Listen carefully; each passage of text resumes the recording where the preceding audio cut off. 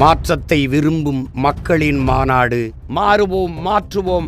இது மாற்றத்திற்கான எளிய மக்களின் புரட்சி. திரள்வோம், திரள்வோம், திருச்சியில் திரள்வோம், தீந்தமிழ் இனத்தீரே. அனைவருக்கும் வணக்கம். இந்த மண் நம்ம குத்தகைக்கு எடுத்துருக்கிறோமா, இல்லை வாடகைக்கு இருக்கிறோமா, இல்லை இந்த மண் நமக்கு எப்போவுமே நிரந்தரமா அப்படிங்கிறத முடிவு பண்ணிக்கணும். அதுக்கு ஒரு கட்சி வேணும். அதெல்லாம் சொல்லித்தரத்துக்கு ஒரு சிறந்த ஒரு தலைவன் வேணும். அது யார் இருக்கிறாங்க அப்படின்னு பார்த்தீங்கன்னா, நாம் தமிழர் கட்சி தான் அந்த கட்சி. அதை சொல்லிக் கொடுக்கறதுக்கு தகுதியான ஒரே ஒரு தலைவன் அண்ணன் சீமான் மட்டும்தான்.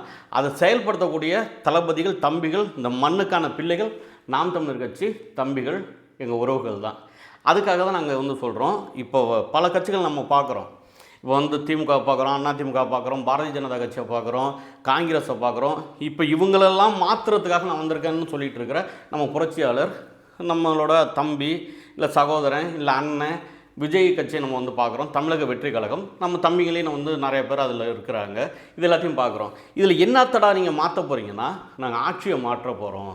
இந்த ஆட்சியை மாற்றிட்டோம்னா நாங்கள் இதெல்லாம் செய்திருவோம். இங்கே ஊழல் இல்லாமல் நாங்கள் செய்திருவோம். இந்த மண்ணில் பஞ்சமே இல்லாமல் பண்ணிவிடுவோம் அப்படின்னு சொல்லி பலதை உருட்டுன்னு உருட்டுறாங்க. இதே தான் அண்ணா திமுகவில் என்ன செய்கிறாங்கன்னு பார்த்தீங்கன்னா, இத்தனை ஆண்டுகள் நல்ல ஒரு போர்வை எடுத்து அப்படியே கண்ணு கூட திறக்காத அளவுக்கு போத்திட்டு இருந்துட்டு, திடீர்னு இப்போ ஒவ்வொருத்தங்க வீட்டுக்காக போய், இப்போ இந்த வருஷம் தான் பிறந்திருக்கிறாராம் அவங்களோட தலைவர். அதுக்காக கொடை, ஹாட்பேக்கு, தட்டு, புடவை, சட்டை, ஆம்பளைங்க சட்டை, இது இன்னும் என்னென்னமோ இந்த வாட்டர் பாட்டிலு என்னென்னமோ கொடுத்து அவங்க ஏன்னா கிஃப்ட்டு கொடுக்குறாங்களாம். ரொம்ப பாசமானவங்களாம் அவங்க எல்லாருமே.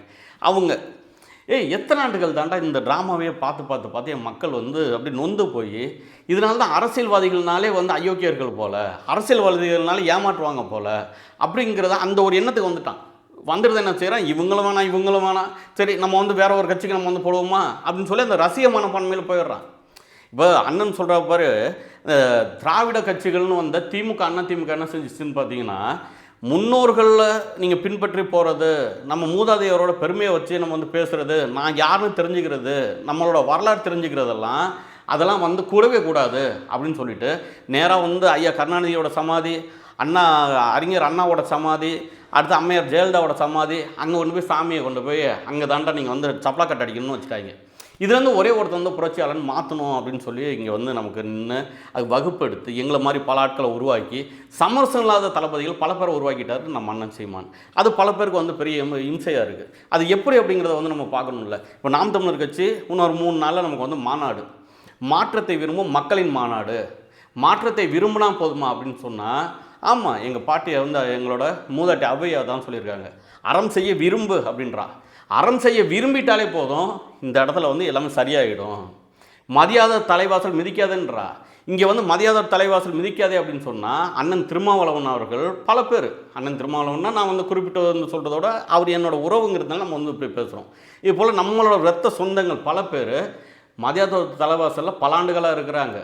உங்களுக்கு பொது தொகுதியில் நாங்கள் இடம் கொடுக்கணுமா, நீங்களாம் அதுக்கு ஆசைப்படலாமா அப்படின்னு கேட்டாலும் அங்கே தான் இருக்கிறாங்க. ஒத்த சீட்டு 2 சீட்டு கொடுத்தாலும் அங்கே தான் இருக்கிறாங்க. இதிலிருந்து தம்பிகள் அடகு வைக்காமல் நமக்கு வாக்களித்தவங்களை, அவங்க நம்மளை நம்பி வாக்கு செலுத்தினவங்களை ஏமாற்றவே கூடாதுங்கிற ஒரு மிகப்பெரிய ஒரு கனவோட வர பழிகள் அனைத்தையும் சுமந்துக்கிட்டு ஒரே ஒருத்தங்க இந்த மண்ணில் இருக்காங்கன்னா யார்? அண்ணன் சீமானை தவிர யார்? அப்போ அண்ணன் சீமான் இந்த அளவு நிற்கிறாருங்கும் போது அவரோட கருத்தை நம்ம வலுப்படுத்தணும்ல. இது திருச்சியில் மாநாடு, திருச்சி இந்த திண்டுக்கல் சாலை தேசிய நெடுஞ்சாலையில் மாநாடு, மாற்றத்தை விரும்பும் மக்களின் மாநாடு.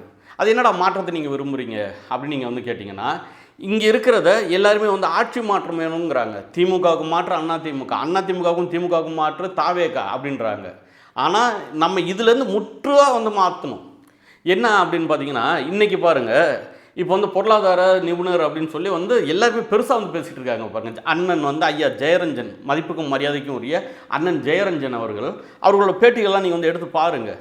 பார்த்தோம்னா நமக்கு தெரியும், இந்த சீமான் இந்த மண்ணுக்கு எவ்வளோ தேவைப்படுறாரு, நாம் தமிழர் கட்சி பிள்ளைகள் இந்த மண்ணுக்கு எவ்வளோ தேவைப்படுறாங்கன்னு அப்போ தான் தெரியும். அவர் சொல்கிறார் பாருங்க, கறி இருக்குல்ல, ஆட்டுக்கறி.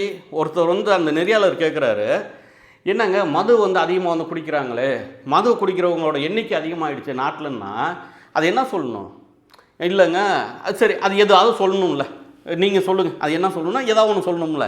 அதுக்கு சொல்கிறாரு, கறி சாப்பிட்றவங்க கூட தான் அதிகமாகிட்டாங்க. ஏங்க கறிங்கிறது ஒரு கமாடிட்டிங்க. ஏன்னா இவர் வந்து பொருளாதார இதான் பெரிய புலியான் அவர். அதனால் என்னென்னா கறிங்கிறது எப்படி ஒரு கமாடிட்டியாக வந்து எல்லாருக்கும் உணவுக்கு வந்து எவ்வளோ தேவைப்படுதோ அதோட தேவை எந்த அளவு வந்து அதிகமாக வந்து எல்லாம் வாங்குறாங்களோ அதே போல் இதையும் வாங்குறாங்க. இந்த சாராயங்கிறதும் இந்த டாஸ்மாக் சரக்குங்கிறதையும் இந்த கறி இருக்குல்ல ஆட்டுக்கறி, இந்த கறிகளையும் வந்து ஒன்றா ஒருத்தன் பேசுகிறான்னா இவர்கள் தான் இந்த தமிழ்நாட்டில் இந்த மாநில திட்டக்குழுவோட துணைத் தலைவராக இருக்கிறார் ஐயா. இவர் துணைத் தலைவர். பட்டிமன்றத்தில் வந்து அந்த தேவாவோட பாட்டை வந்து கேள்வி கேட்டாங்கல்ல, அது நம்ம வந்து சொல்ல முடியாது. அதுபோல் ஒரு பாட்டு இந்துங்கிற படத்தில் உள்ள பாட்டை வந்து எப்படி அந்த பாட்டை வந்து கிண்டல் பண்ணி சிரிச்சிட்டு இருந்தாங்கல்ல, அவங்க வந்து அவங்களோட பள்ளி கல்விக்கெலாம் அவர் தான் வந்து இருக்கிறாரு. நம்ம ஐயா மதிப்புக்கும் மரியாதைக்கும் உரியவர். அண்ணா அதுக்கு மேலே பேசினா திட்டுவார். இது போல் உள்ள ஆட்கள்லாம் வச்சுருந்தாங்க. என்ன நடக்குங்க? இந்த கல்வி அமைச்சர், இந்த கல்வித்துறைக்கு வந்து பார்த்தோம்ல, யார் வந்து அந்த கல்வியை பற்றி மேம்பட்டு பேசுனாங்கன்னு ரொம்ப பேச முடிய மாட்டேங்குது. அதுபோல் அவங்க வந்து சமூக ஊடகத்தில் ரொம்ப ஒரு முக்கியமான பாடங்கள்லாம் எடுத்துகிட்டு இருந்திருக்கிறாங்க. அவங்கள கொண்டாந்து வச்சு பேசியிருக்கிறாங்க. அப்போ இது வந்து எப்படின்னா ஒன்றும் இல்லைங்க, நல்லா ஒன்று தெரிஞ்சுக்கங்க. ஒரு மிகப்பெரிய ஒரு பழமொழி ஒன்று இருக்குது. ஒரு கோமாளியை அரண்மனைக்குள்ளே கொண்டு போயிட்டீங்கன்னு வச்சுங்க, நான் யாரையும் குறிப்பிட்டு சொல்லலை, ஒரு கோமாளியை அரண்மனைக்குள்ளே கொண்டு போயிட்டோம்னா அந்த அரண்மனையை கோமாளி வந்து சர்க்கஸ் கூடாரமாக மாற்றிடுவான். அப்படி தான் சொல்கிறாங்களே தவிர இல்லைங்க. அதே போல் இந்த மன்னரை கொண்டு போய் நீங்கள் வந்து ஒரு இதில் அந்த சர்க்கஸ் கூடாரத்தில் வச்சுருந்தீங்கன்னு வச்சுங்களேன், ஏதோ ஒரு இதில் கொண்டு போய் வச்சுட்டிங்கனாலும் அவன் வந்து மன்னனாகவே தாங்க இருப்பான். அவனால் கோமாளியாக மாற முடியாது. அதே தான் நாம் தமிழர் கட்சி பிள்ளைகளுக்கு, அண்ணன் சீமானுக்கு. எங்களை வந்து வெல்லவே வைக்கல, ஆனால் மக்களின் மனங்களில் நாங்கள் வென்று இருக்கிறோம். அந்த 30 லட்சம் 38 லட்சம் பேர் எங்களை வந்து வச்சுருக்கிறாங்கல்ல, நாங்கள் வந்து சர்வதேச தலைவர்களாக நாங்கள் இருக்கிறோம். சமரசங்கிறதே கிடையாது. இங்கே மண்ணின் வளம் எந்த அளவு நமக்கு தேவை, மலை வளம் எந்த அளவுக்கு தேவை. இங்கே ஒவ்வொரு கார் தயாரிக்கணும்னா இப்போ வந்து பொருளாதார நிபுணர் இருக்கிறார்ல, அவட்டெல்லாம் நீங்கள் கேளுங்க. ஒரு கார் 1.1 டன் கார் தயாரிக்கிறதுக்கு 40 லட்சம் 40 லட்சம் இல்லை 4 லட்சம் லிட்டர் தண்ணி ஒரே ஒரு காருக்கு. 10 காருக்கு தான் 40 லட்சம் வருது. அப்போ ஒரு கார் 1.1 டன்னு ஒரு கார் வந்து தயாரிக்கணும்னா 4 லட்சம் லிட்டர் தண்ணி ஆகுது. அப்போ வந்து அந்த ஊர் அந்த இதுலேருந்து வரவே இங்கே வந்து நான் வந்து தொழிலை வந்து சிறப்பாக பண்ணுறேன், எல்லாருக்கும் வேலை தரேன் அப்படின்னு சொல்கிறாங்க. இவங்க புரிந்துணர்வு ஒப்பந்தங்கிறாங்க, எல்லாம் செய்கிறாங்கன்னா அப்போ இவங்களுக்கு வந்து அந்த பொருளாதாரம் எதிலிருந்து வருது அப்படிங்கிறத வந்து எந்த அளவு தெரியுதுங்கிறத நீங்கள் பார்க்கணும். அதுக்கு நாங்கள் வந்து வளர்ச்சிக்கு வந்து தடை போடுறோம் அப்படிலாம் நினைக்கக்கூடாது. இதில் என்ன நீங்கள் வந்து பார்க்க வேண்டியதாக இருக்குன்னா, இந்த பிள்ளைகள் எதை பற்றி பேசுகிறாங்க, இவர்களோட கனவு எப்படி இருக்குன்னு நம்ம பார்க்கணும். இப்போ எங்களுக்கும் பணம் வேணும், நமக்கு எல்லாருக்குமே பணம் வேணும், பார்த்துட்டு அத்தனை பேருமே பணம் வேணும். உலகத்தமிழர்கள் இங்கேருந்து போய் இங்கே வீடெல்லாம் விட்டுட்டு இங்கேருந்து நாடுக்கு தாண்டி போய் இன்னொரு நாட்டில் போய் உட்காந்துருக்காங்கன்னா எதுக்கு உட்காந்துருக்குறாங்க? எல்லாருக்கும் பொருளாதாரம் வேணும் தான். ஆனால் அதுக்குன்னு தன்னோட தராதாரத்தை இழந்துட்டு பொருளாதாரம் வேணுமான்னு பார்த்தா தேவையில்லை. இந்த பூமி வந்து ஒரு வாடகை வீடு மாதிரி இருக்கணும். ஒரு வீட்டுக்கு நம்ம வந்து வாடகைக்கு போகிறோம், அந்த வீட்டில் போய் இருக்கிறோம். அதுக்கப்புறம் அந்த வீட்டை விட்டு நம்ம காலி பண்ணி போகும்போது அந்த வீட்டை வந்து எந்த அளவு நம்ம சுத்தமாக கொடுப்போமோ, எப்படி நம்ம கொடுத்த மாதிரியே கொடுப்போமோ அதே போல் வச்சுருக்கணும். இந்த 50 ஆண்டுகள் இந்த திராவிட கட்சிகள் ஆட்சி நடந்துருக்குல்ல, நீங்கள் சொல்லுங்கள், அது போல் தான் வச்சுருக்குதா? அன்றைக்கி இருந்த ஆறு இன்றைக்கி இருக்குதா? எத்தனை ஆறுகள் காணா போயிடுச்சு? ஏறக்குறைய 13 ஆறுகள் காணா போயிடுச்சு இங்கே. அப்போ இதெல்லாம் பற்றி பேசணும்ல, இதுக்குன்னு ஒரு ஆள் வேணும்ல, இதுக்கு இந்த மண்ணுக்கான அரசியல் வேணும்ல, இந்த மக்களுக்கான அரசியல் வேணும்ல. ஆற்றை பற்றி பேசுகிறதும் காற்றை பற்றி பேசுகிறதும் என்ன ஒரே ஒரு சாதிக்காகையா, இல்லை ஒரே ஒரு சமூகமும் ஒரே ஒரு இனத்துக்காகையா, ஒட்டுமொத்த உயிரினத்துக்காக இல்லையா? அப்போ அதை பற்றி பேசுகிறவன், அதை பற்றி நினைக்கிறவன் யார்? பேசுகிறோட செயல்பாட்டில் கொண்டாடுறவன் யார்? பார்க்கணுமா இல்லையா? அது வந்து யார் செய்வாங்க? அண்ணன் சீமானின் பிள்ளைகளும் சீமானும் தான் செய்வாங்க, நாம் தமிழ் கட்சி பிள்ளைகளும் செய்வாங்க. ஏன்னா அவங்களோட தலைவன் அப்படி. அவங்க தலைவன் வந்து ஏரியை வந்து தூத்துட்டு லேக் ஏரியான்னு கட்ட தெரியல. ஒரு சமயங்களில் ஒன்று நடக்குது, அது ஒரு வரலாறு. அந்த அணையை இடித்து விட்டால் போதும், அதில் வந்து வென்றலான்னு வருது. ஆனால் அந்த இயற்கையை அழித்து நம்ம வந்து வெல்லணுன்ற அவசியம் இல்லை. நின்ன தலைவன் எங்கள் பக்கத்தில் அவரோட வழிகளில் நடந்துகிட்ருக்கோம் நம்ம. ஆனால் இவங்க அப்படி இல்லையே. இன்றைக்கி வந்து ஐயா ஜெயரஞ்சன் பேசும்போது சொல்கிறாரு, அதுவும் தமிழ்நாட்டில் 25 விழுக்காடு மக்கள் தான் வந்து இந்த விவசாயம் பண்ணுறாங்க, நாளுக்கு நாள் குறைஞ்சிக்கிட்டு இருக்கிறாங்க. அதாவது வளர்ந்த நாடுகளாம், எதுலன்னு தெரில, வளர்ந்த நாடுகள் ஒரு 4 விழுக்காடு 5 விழுக்காடு மக்கள் தான் அதில் இருக்கிறாங்க அப்படின்னு சொல்லி இருக்குது. இன்றைக்கி பேசினார், நீங்கள் போய் பார்க்கலாம். நீங்கள் அதே போல் வந்து இன்னொருதை நீங்கள் எடுத்து பார்க்கலாம். இந்த தமிழ்நாட்டில் வருவாய் எடுக்குதில்ல, இப்போ வருவாய் வந்து எடுக்கிறாங்கல்ல, அதில் வந்து 1 ரூபாய்க்கு கணக்கு போட்டிருக்காங்க. அந்த 1 ரூபாய்க்கு கணக்கு போட்டால் அதை நீங்கள் பார்க்கணும். நம்ம பிள்ளைகள் நம்ம தம்பிகள் அறிவார்ந்தவர்கள்ங்கிறதுக்காக தான் இதை எடுத்து வைக்கிறோம். இல்லாட்டி நம்மளும் வந்து ஏதோ ஒன்று கைத்தட்டி நம்ம போயிடலாம். அது நீங்கள் எடுத்து பாருங்கள், மொத்தம் வருமானம் வந்து ரூ. 1 ஈட்டணும்னு வச்சுங்க வருவாய். அதுக்கு வந்து 6 சொல்கிறாங்க, 6 வகை ஈட்டுறாங்க அப்படின்னு. அதில் முதல்ல வந்து அந்த முதல் இடத்துல இருக்குல்ல, அது எதில் தெரியுமா இருக்குது? வரி வருவாயில் இருக்குது. அந்த வரி வருவாய் எதுலேருந்துரா வருது அப்படின்னு பார்த்தா, டாஸ்மாக் இருக்குல்ல, டாஸ்மாக்லேருந்து வருவாய். இந்த வாகனத்துக்கு வர அந்த டேக்ஸு, அதே போல் வந்து இந்த பத்திரப்பதிவில் இருக்கும்ல முத்திரை கட்டணம் எடுத்துக்கிறாங்க. அடுத்து வந்து இவங்க இந்த மின்சார கட்டணத்துக்கு வர்றதுக்கு இருக்குல்ல, அது எடுத்துக்கிறாங்க. அடுத்து இதுதான் மொத்தமே இவ்வளோ தான் எடுக்கிறாங்க. அப்போ இவங்க நான் அதில் வந்து எவ்வளோ எடுக்கிறாங்கன்னு பார்த்தீங்கன்னா, அது மூலயமா வர வருமானம் இப்படி சொல்லுவோமே, ரூ. 1 விட்டு ரூ. 100 போங்க. ரூ. 100க்கு $44.60 வர வருமானம் இந்த தமிழ்நாட்டுக்கு இப்போ அவங்க இன்றைக்கி கொடுத்த ஸ்டேட்மெண்ட் படி வந்து இதில் தான் வருது. அப்போ பாக்கி 33 இதுதான் அதிகம். அடுத்து 33 விழுக்காடு எதுலடா வருது அப்படின்னு பார்த்தீங்கன்னா, கடன் வாங்குறாங்க.